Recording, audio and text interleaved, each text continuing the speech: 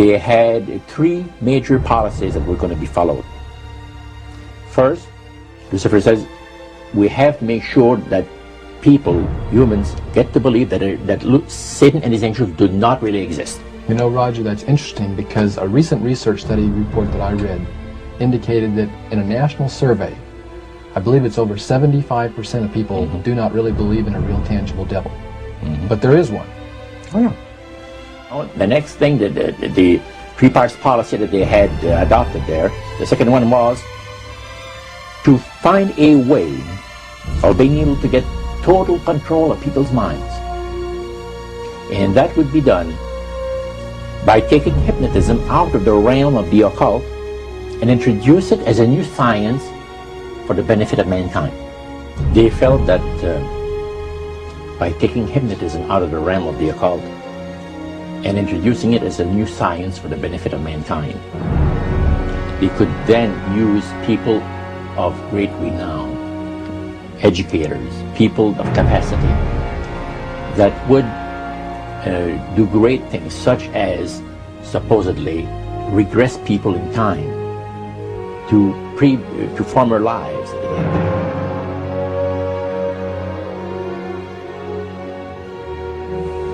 And of course, after the session is over, the person would not know a thing about ancient history. And the person she or he has talked about performing, certain deeds, we'll say, 3,000 or 4,000 years ago.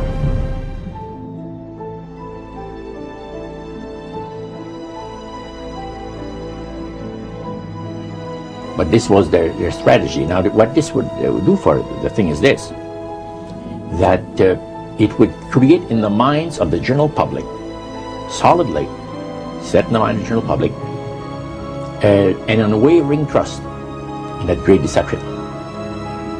So now this would be a way of de-Christianizing the Western world through the avenue of mysticism. The three things were, number one, that they did not want Satan did not want the human family to think that he or his angels existed. Right. The second point that you made had to do with taking control of people's minds. That's right. The third point was what? Was to destroy the Bible without burning it. Okay. See? And what was his strategy on that? On that, it was very interesting. Because after the Great General Council, it was decided that Satan would tutor Charles Darwin personally in setting up the principles of his theories of evolution. He was tutored by Lucifer himself, fallen Lucifer.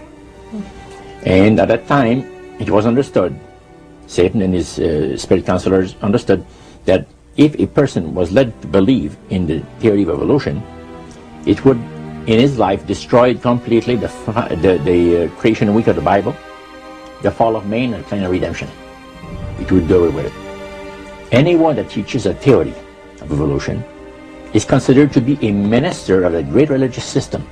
And he said that every teacher of that theory is recognized by the spirits as a person of great value and receives a very special unction from Satan himself, giving great power to induce spiritual blindness, to convince and convert. Three capacities.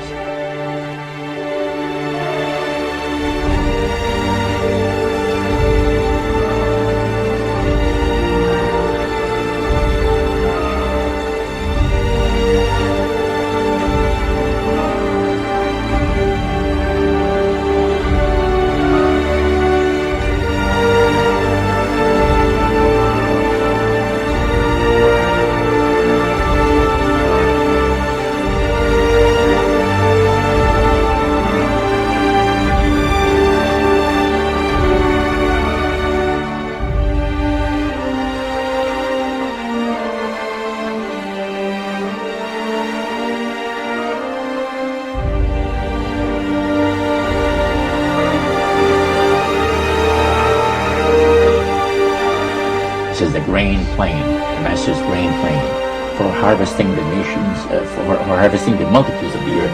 into his cause just before the close of the great controversy between the forces of good and evil. It's going to be done in a unique manner. This grand plan is going to take people are going to eat the stuff, because it says spirits, demon spirits, will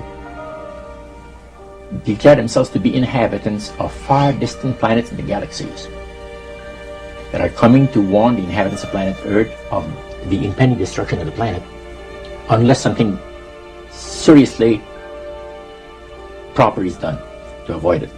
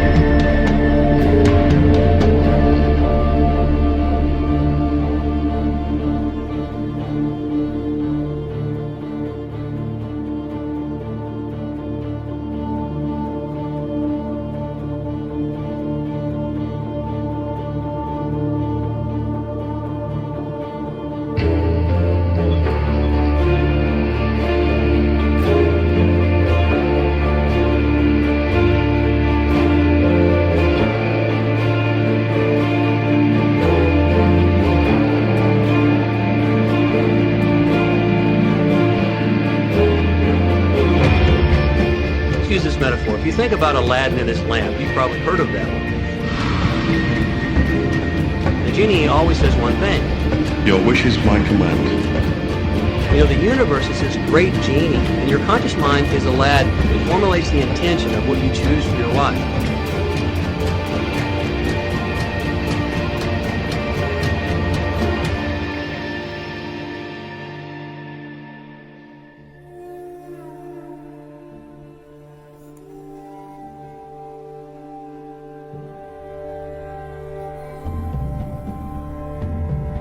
At the very heart and core of all these secret societies lurks the Kabbalah.